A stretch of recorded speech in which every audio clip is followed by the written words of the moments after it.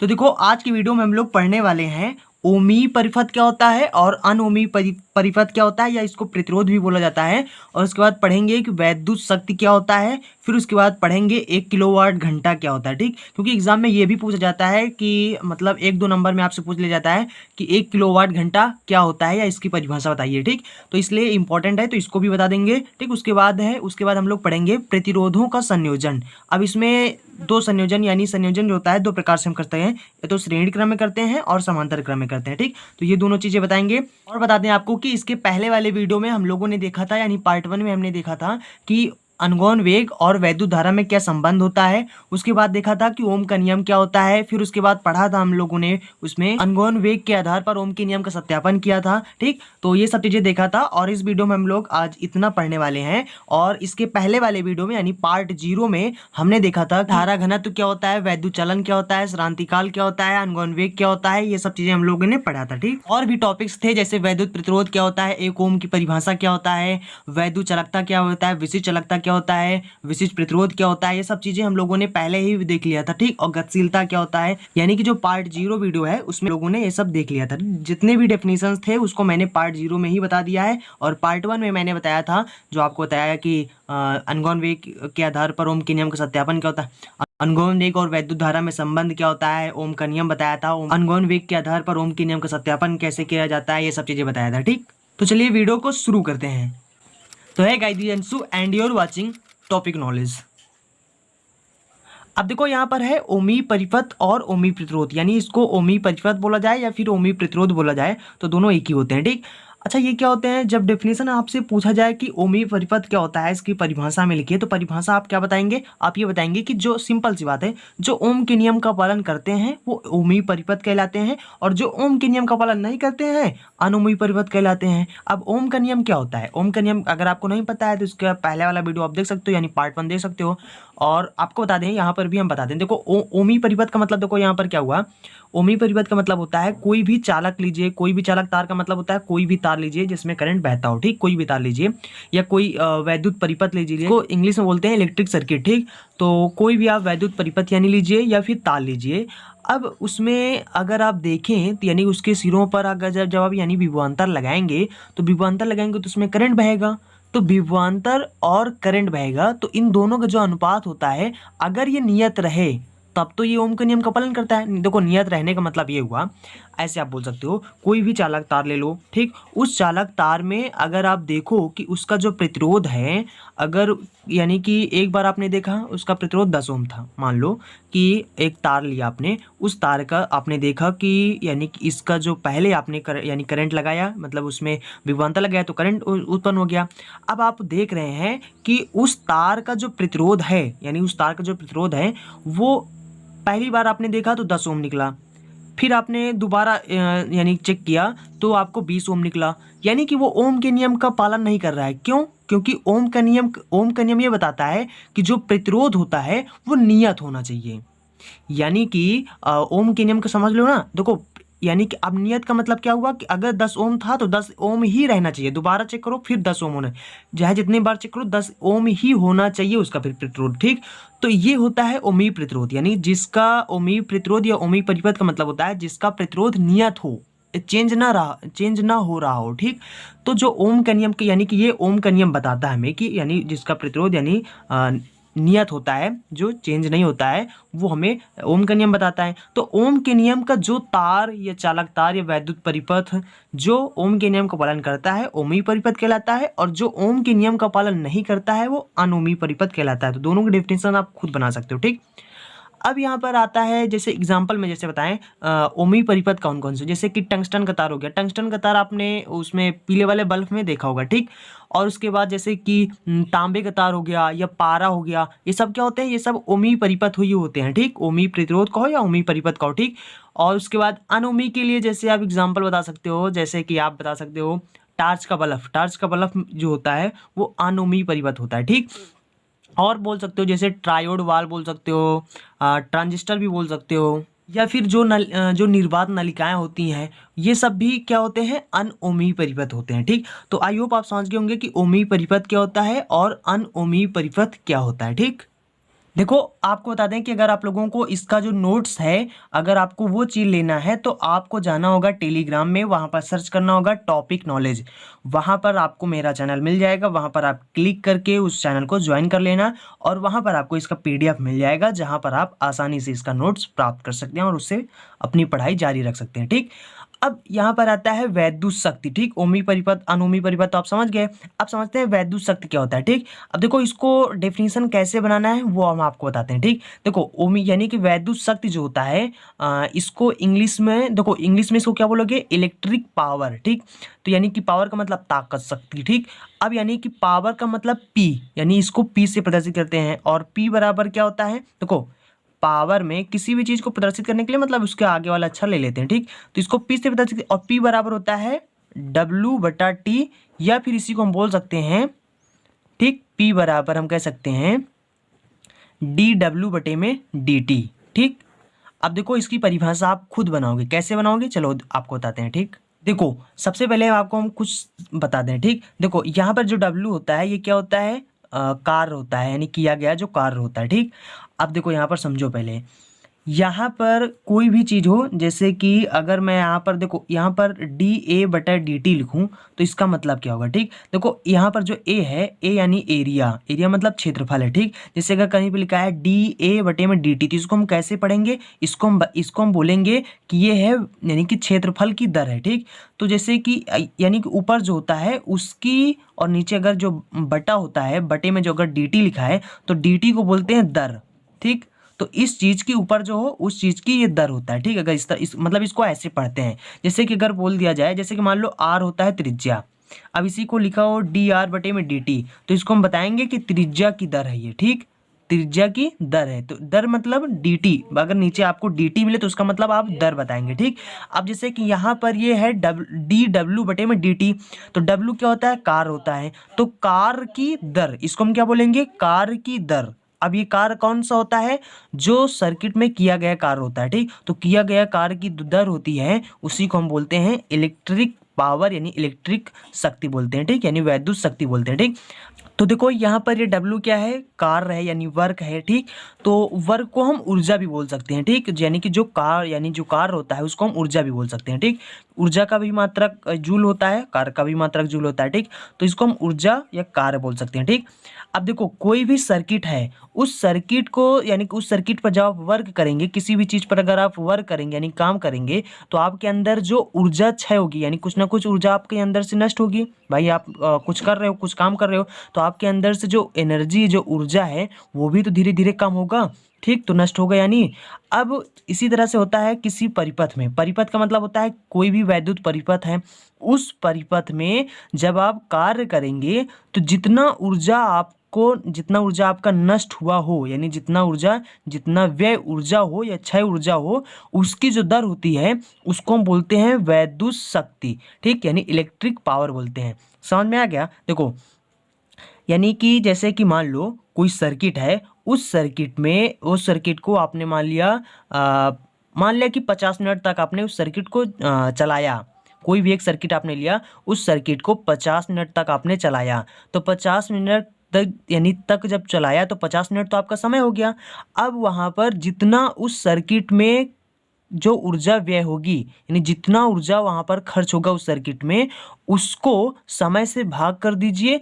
जो आपको वैल्यू मिलेगा, जो आपको यानी मिलेगा उसको, यानी कि सॉल्व करने पर जो वैल्यू आएगा वो आपका वो कहलाएगा वैद्युत शक्ति। तो वैद्युत शक्ति का मतलब होता है, जैसे सर्किट को आप कार्य करा रहे हैं सर्किट में, तो जितना ऊर्जा व्यय होगा और जितना समय लगेगा दोनों को भाग कर दो, वो आपका मिल जाएगा वैद्युत शक्ति। तो वैद्युत शक्ति का मतलब हुआ, यानी कि इसकी डेफिनेशन अगर आपको बताना हो तो कैसे बताओगे, किसी वैद्युत परिपथ द्वारा क्षय ऊर्जा की जो दर होती है, यहाँ पर ये क्या है, ऊर्जा है, तो जितना ऊर्जा क्षय होता है उस ऊर्जा यानी क्षय की गई जो ऊर्जा है उसकी जो दर है उसको हम वैद्युत शक्ति बोलते हैं। ठीक, तो फिर से हम आपको डेफिनेशन बताते हैं ताकि आपको फिर से याद हो जाए। देखो वैद्युत शक्ति का मतलब हुआ किसी भी वैद्युत परिपथ में ऊर्जा क्षय होने की जो दर होती है, किसी भी वैद्युत परिपथ में ऊर्जा क्षय होने की जो दर है उसको बोलते हैं वैद्युत शक्ति। समझ गए ना। देखो दर का मतलब समझ रहे हो ना, dt, इसलिए इसको दर बोलते हैं। ठीक, तो p बराबर यानी कि देखो, अगर आपको ये फार्मूला याद रहेगा तो आप डेफिनेशन आराम से बना सकते हो, ठीक। यानी dt का मतलब दर हुआ, तो यानी कि किसी वैद्युत परिपथ में ऊर्जा होने की जो क्षय यानी कि जो दर होती है, यानी ऊर्जा क्षय होने की जो दर होती है, उसको हम बोलते हैं वैद्युत शक्ति। समझ गए ना वैद्युत शक्ति क्या होता है। चलिए इसके बाद समझते हैं 1 किलोवाट घंटा। सबसे पहले समझ लो कि इसका मात्रक क्या होता है। तो देखो इसका जो मात्रक होता है, इसका मात्रक होता है वाट, या फिर देखो वाट बोल सकते हो या फिर एक और बोल सकते हो। देखो इसका मात्रक क्या हुआ, जूल, और यानी समय का मात्रा क्या हुआ, सेकंड। तो जूल प्रति सेकंड इसको भी बोल सकते हो। तो दोनों मात्रक आप इसको बोल सकते हो, ठीक। चलिए अब इसके बाद समझते हैं कि 1 किलोवाट घंटा क्या होता है। तो देखो 1 किलोवाट घंटा का मतलब हुआ कि कोई आपके पास मान लिया सर्किट है, सर्किट का मतलब समझ लो ना, वैद्युत परिपथ जैसे आपके पास कोई है। अब उस वैद्युत परिपथ को जब आप 1 घंटा तक चलाएंगे, तो 1 घंटा तक चलाने में जितना ऊर्जा उसमें व्यय होगा, यानी जितना उस सर्किट यानी कि वो जो सर्किट है वो जितना ऊर्जा खर्च करेगी, उस खर्च की गई ऊर्जा को ही हम बोलेंगे 1 किलोवाट घंटा।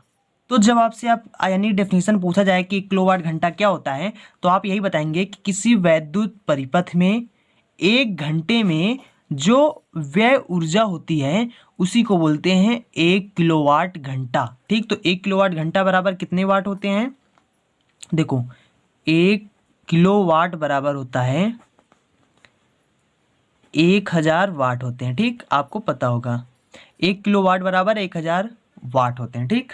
अब इसी में अगर हम 1 घंटा यानी गुणा कर दें तो ये बन जाएगा 1 किलोवाट घंटा। 1 घंटा अगर हम गुणा कर दें तो ये बन जाएगा 1 किलोवाट घंटा, ठीक। और इधर भी 1 घंटा से फिर गुणा कर दो, ठीक। तो 1 किलोवाट घंटा बराबर कितने यानी कि कितने होते हैं, देखो यहाँ पर ये हो गया 1000 वाट होता है, और यहाँ पर 1 घंटा हो गया। और अब यहाँ पर देखो 1 घंटे में कितने सेकंड होते हैं, तो 3600 सेकंड होते हैं, ठीक। 1 घंटे में 3600 सेकंड होते हैं, ठीक। 1 घंटे में आप निकाल भी सकते हो 3600 सेकंड होते हैं, ठीक। 1 घंटे में 60 मिनट होते हैं, और उसके बाद 60 मिनट में 60 सेकंड होते हैं, तो यानी 3600 सेकंड होते हैं, ठीक। तो यहाँ पर अगर हम 3600 रखेंगे तो यहाँ पर 1000 और गुणे 3600 करो तो यहाँ पर कितना हो जाएगा, 1000 और 3600, तो ये हो जाएगा 36, और यहाँ पर 3 2 5 5 जीरो हो जाएंगे, तो गुणे 10 की पावर 5 ले देंगे, ठीक। और यहाँ पर अगर हम एक अंक बाद दशमलव लगाएंगे तो 10 से गुणा और 10 से भाग कर देंगे। जब भाग करेंगे तो यहाँ पर दशमलव लग जाएगा, तो यहाँ पर हो जाएगा 3.6 गुणे, और यहाँ पर देखो एक एक ये जुड़ जाएगा तो 5 1 6 हो जाएगा, ठीक। तो इसका पावर 6 इतने जूल आ जाएगा, ठीक। तो 1 किलोवाट घंटा में कितने जूल होते हैं अगर आपसे पूछा जाए तो आप बता देना कि 3.6 गुणे 10 की पावर 6 जूल होते हैं, ठीक। 1 किलोवाट घंटा बराबर, ठीक। डेफिनेशन कैसे लिखना है तो वो तो आपको हम पहले ही बता दिए, ठीक। तो यानी कि बताना है कि वैद्युत परिपथ में 1 घंटे में व्यय ऊर्जा को ही हम क्या बोलते हैं, 1 किलोवाट घंटा बोलते हैं, ठीक। चलिए अब समझते हैं प्रतिरोधों का संयोजन कैसे होता है, ठीक। अब देखो यहाँ पर सबसे पहले समझ लो प्रतिरोधों का संयोजन। अब यानी कि प्रतिरोध का मतलब तो समझ लो प्रतिरोध क्या होते हैं। अब संयोजन का मतलब देखो, संयोजन का मतलब क्या हुआ, किसी भी चीज को जोड़ने को बोलते हैं संयोजन। किसी भी चीज को अगर आप जोड़ते हो तो उसको संयोजन बोलते हैं। अब यहाँ पर प्रतिरोधों का संयोजन, तो यानी नाम से ही पता चल रहा है कि यानी प्रतिरोध को हम जोड़ेंगे। अब वो कैसे जोड़ेंगे, तो प्रतिरोध को जोड़ा जाता है 2 तरीके से, या तो आप उसको श्रेणी क्रम में जोड़ दो या फिर आप उसको समांतर जोड़ दो, ठीक, समांतर क्रम में। अब श्रेणी का मतलब ये हुआ जैसे कि अगर यहाँ पर श्रेणी का मतलब ये हुआ जैसे कि मान लो यहाँ पर ये है, उसके बाद मतलब जैसे एक तार है, इस तार में अगर हम यहाँ पर जोड़ें, फिर उसके बाद यहाँ पर जोड़ें, फिर उसके बाद यहाँ पर जोड़ें, तो ये हो गया यानी कि श्रेणी क्रम। ये आपका प्रतिरोध है। अब प्रतिरोध यानी कि जब श्रेणी क्रम में एक ही लाइन में अगर हम किसी भी चीज़ को जोड़ते चले जाते हैं तो श्रेणी क्रम में बन जाएगा। लेकिन अगर यहीं पर एक तार इसके सामने हम लेकर आएँ, यानी एक दूसरा तार ले लें, एक तार तो ये तो मैंने जोड़ दिया इसमें, यानी इसमें जितने प्रतिरोध जुड़े हैं ये श्रेणी क्रम है। अब इसी में एक सामने और तार हम लाएं और यहाँ पर प्रतिरोध लगाने लगें, यहाँ पर ये प्रतिरोध लगाने लगें, ठीक। यहाँ पर प्रतिरोध लगाने लगे तो ये दोनों अब क्या हो गए, आपस में समांतर हो गए। तो समांतर देखो, समांतर मतलब, समांतर का मतलब ये हुआ कि आमने सामने हो, ठीक। जब कोई चीज आमने सामने होता है तो उसको समांतर बोलते हैं, ठीक। और श्रेणी क्रम का मतलब होता है जब एक ही तार में हो तो उसको श्रेणी क्रम में बोलते हैं, ठीक। तो यहाँ पर हम लोग सबसे पहले समझेंगे कि श्रेणी क्रम में अगर जोड़ेंगे तो प्रतिरोध हम कैसे जोड़ेंगे, ठीक, क्या फार्मूला बनेगा, ठीक। तो देखो यहाँ पर मान लो ये हमारे पास एक सर्किट है, ठीक। तो यहाँ पर इस सर्किट में हम यहाँ पर एक प्रतिरोध जोड़ दिए, उसके बाद एक और प्रतिरोध जोड़ दिए, उसके बाद एक और प्रतिरोध जोड़ दिए, ठीक। अब उसके बाद यानी इस तार को हमने क्या किया, एक बैटरी से कनेक्ट कर दिया, ये बन गया एक सर्किट, ठीक। ये मान लो बैटरी का प्लस माइनस है और यहाँ पर एक कुंजी लगा दिया, ठीक, जो बटन होता है जिसको आप बंद करते हो, ठीक। अब यहाँ पर ये हो गया, अब यहाँ पर ये कुंजी के हो गया और ये इसका विभवांतर वी हो गया, ठीक। अब ये प्रतिरोध यानी ये R1 हो गया, ये R2 हो गया और ये R3 हो गया। अब देखो यहाँ पर प्रतिरोध क्या होता है, अब यहाँ पर जब यहाँ से हम विभवांतर इस बैटरी से जब देंगे तो यहाँ पर आकर इसमें एक धारा करंट बहने लगेगा, ठीक। यानी जब करंट बहने लगेगा तो यहाँ पर हर एक, यहाँ पर देखो यानी इसके बीच में एक विभवांतर उत्पन्न हो जाएगा, ठीक। और उसके बाद यहाँ पर R2 के कारण, इस प्रतिरोध के कारण यहाँ पर एक विभवांतर उत्पन्न हो जाएगा, ठीक। और यहाँ पर इसका विभवांतर हो जाएगा V3, ठीक। अब देखो यहाँ पर क्या होगा, हमें फार्मूला पता है, ओम के नियम से पता है कि V बराबर IR होता है, ठीक। यहाँ पर यानी कि ये वाले यानी इसमें कितना विभवांतर होगा तो V1 कितना हो जाएगा, इसमें करंट कितना बह रहा I, इसका प्रतिरोध कितना है R1, ठीक। अब ये हो गया, उसके बाद यानी ये विभवांतर कितना हो जाएगा तो V2 ये हो जाएगा, इसमें भी करंट तो वही बह रहा है, ठीक है, यानी करंट तो सेम है, ठीक। तो यहाँ पर देखो श्रेणी क्रम में जो करंट होता है वो सेम ही होता है, ठीक। यानी समांतर में अलग अलग करंट बहने लगता है, लेकिन श्रेणी क्रम में क्योंकि एक ही तार होता है तो करंट तो वही बहेगा, ठीक। तो यानी कि ये हो जाएगा R2, इस तरह से V3 निकालेंगे तो I R3 हो जाएगा, ठीक। अब यहाँ पर इन यानी विभवांतरों का अगर हम परिणामी विभवांतर निकालें तो इनका जो परिणामी विभवांतर हो जाएगा वो हो जाएगा V बराबर में, परिणामी के मतलब इन सबको जुड़ जाएगा, ठीक। अब यहाँ पर हो जाएगा तो V बराबर कितना होता है IR होता है, तो इसकी जगह IR रखेंगे और इसके स्थान पर IR1 प्लस में इसके स्थान पर IR2 प्लस में इसके स्थान पर IR3 हो जाएगा, ठीक। ये देखो यहाँ पर सब वैल्यू दिए हुए हैं, ठीक।